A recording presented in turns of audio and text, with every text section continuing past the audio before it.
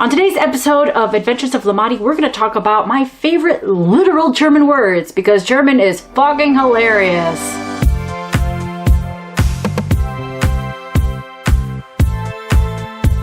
Hallöchen Lieblings, it's Mari, sci-fi and fantasy author who's been living in southern Germany since 2014.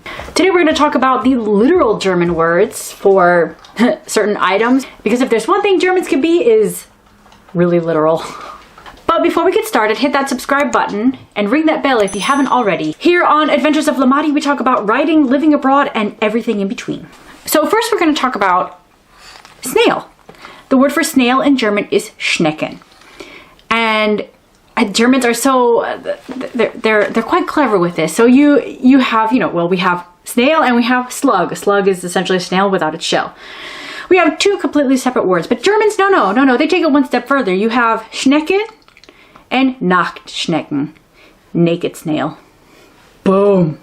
It's like the best example of German. It's vocabulary words like this that makes language really easy to learn. Next we have turtle. So for us, we have turtle, and a German, when they look at a turtle, they say, no, we're not going to make this complicated. It looks like a toad with a shield. Schildkröte. Shield toad, really. Next, we have sloth.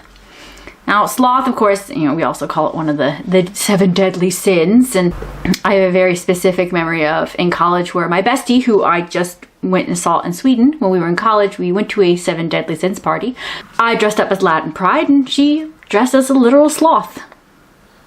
And walked slowly the whole night.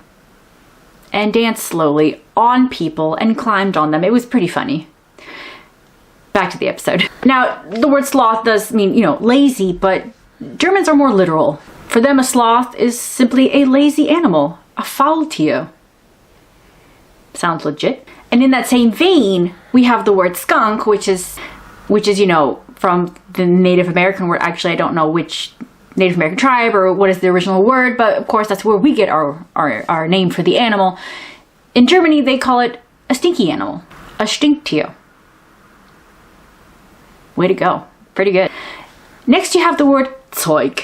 Zeug is like thing or stuff.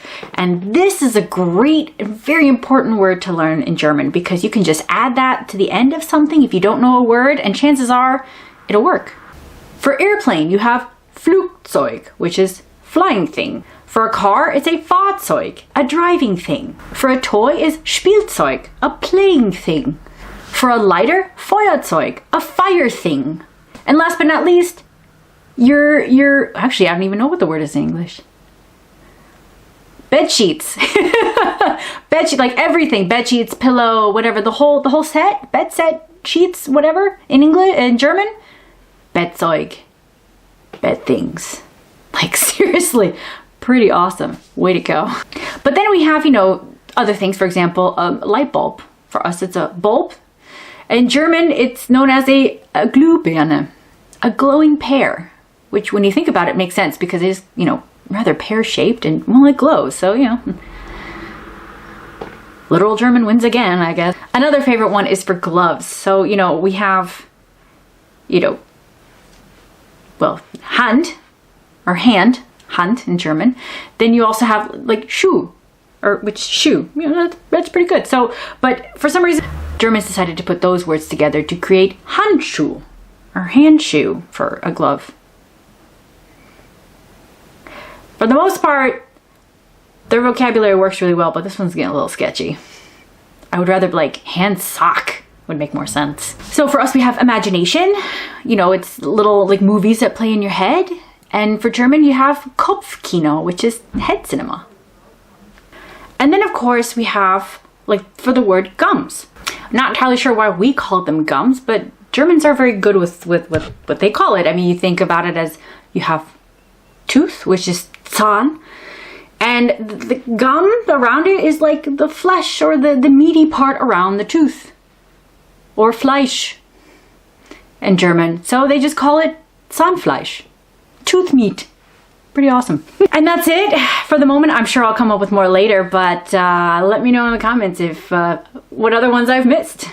And that's it for today. Thank you for joining me. If this is your first time and you haven't subscribed, please consider doing so and giving this video a thumbs up.